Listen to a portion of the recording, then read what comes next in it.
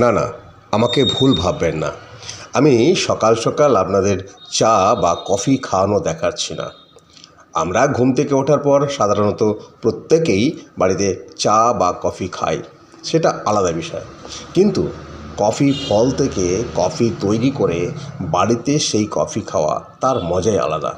চলুন কী পদ্ধতিতে বা কিভাবে সেই কফি ফল থেকে কফি আমরা তৈরি করলাম, আসুন সেই বিষয়টা আজকে আপনাদের সঙ্গে শেয়ার করব। কিছুদিন আগে আমরা গিয়েছিলাম উড়িষ্যার দারিংবাড়ির কফি প্ল্যান্টেশনে। সেখানে বিশাল এলাকা জুড়ে একটি কফি বাগান।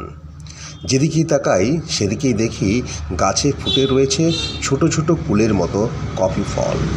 সেগুলো দেখে সত্যি আমাদের খুব ভালো লেগেছিল। আমরা তখন কর্তৃপক্ষের কাছে আবেদন জানাই এবং তাদের অনুমোদন সাপেক্ষে কিছু ফল আমরা তাদের কাছ থেকে পাই বা সেগুলোকে আমরা সংগ্রহ করে নিয়ে আসি। প্রথমে ফ্রাই প্যানকে একটু ওভেনে গরম করে নেওয়া হলো।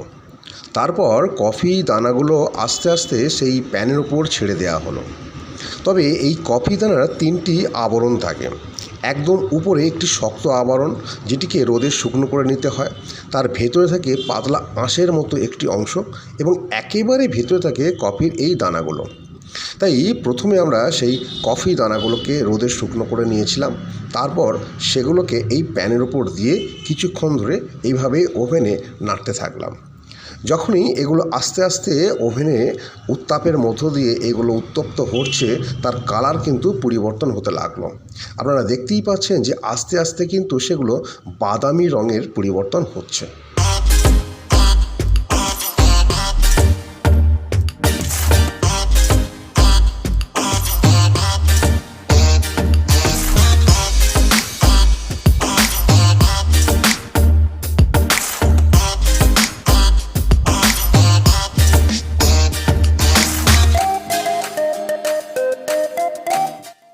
তবে এই প্রসেসটা কিন্তু বেশ কিছুক্ষণ সময় ধরে করতে হবে, কারণ ফলগুলি উত্তপ্ত হওয়ার পর সেগুলো আস্তে আস্তে বাদামি কালারে পরিণত হবে এবং আরও উত্তপ্ত করার পর সেগুলো ক্রমশ কালো রঙে পরিবর্তন হবে।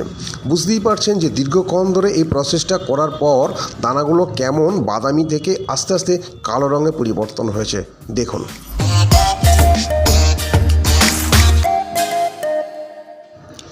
এরপর দানাগুলোকে খুব সুন্দরভাবে গুঁড়িয়ে একেবারে ডাস্ট করে নেওয়া হলো। তারপর কিছুটা জল দিয়ে সেগুলোকে এইভাবে ফুটিয়ে নেওয়া হলো। যখনই এগুলো ফোটানো হচ্ছে, এর যে কালার বা কালো রঙের যে অংশটা ক্রমশ বেরিয়ে আসছে এবং সুন্দর একটা দেখতে লাগছে। তারপর সেটাকে একটা আলাদা পাত্রে তৈরি করে রেখে দেওয়া হলো। কিছুক্ষণ রাখার পর একটি অন্য পাত্রে কিছুটা চিনি নিয়ে ক্যারামেল তৈরি করা হলো। ক্যারামেলটা তৈরি করা হয়ে গেলে তাতে পরিমাণ মতো দুধ দেওয়া হলো এবং ক্যারামেলটা যাতে দুধের সঙ্গে খুব ভালোভাবে মিশে যায়, তাই চামচ দিয়ে সেটাকে ভালো করে নেড়ে নিতে হলো। নেড়ে নিলে দেখা যাবে যে ক্যারামেলটা খুব সুন্দরভাবে দুধের সঙ্গে মিশে গেছে। এই ধরনের কিছু কিছু অংশ জমাট বাঁধা থাকতে পারে, সেটাকে আপনারা অবশ্যই গুলে নেবেন যাতে দুধের সঙ্গে মিষ্টিটা ঠিকঠাক মতো মিশতে পারে। তারপর যে আগে তৈরি করা হয়েছিল লাইটা, সেটা ওই দুধের মধ্যে ঢেলে দেওয়া হলো। ঢেলে দেওয়ার পর দেখতেই পাচ্ছেন একেবারে কফির যেমন রং হয় ঠিক সেই রকমই রং কিন্তু ফিরে এসেছে। এবার কিছুটা সেখানে উত্তপ্ত করার পর বা গরম করার পর তৈরি হয়ে গেল আমাদের আজকের কফি।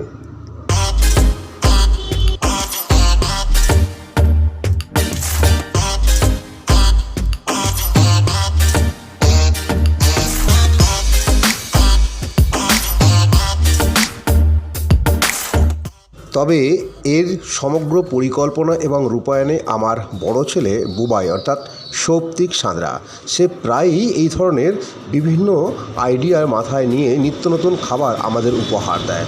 আপনাদেরও কেমন লাগলো একটু অবশ্যই জানাবেন। ধন্যবাদ।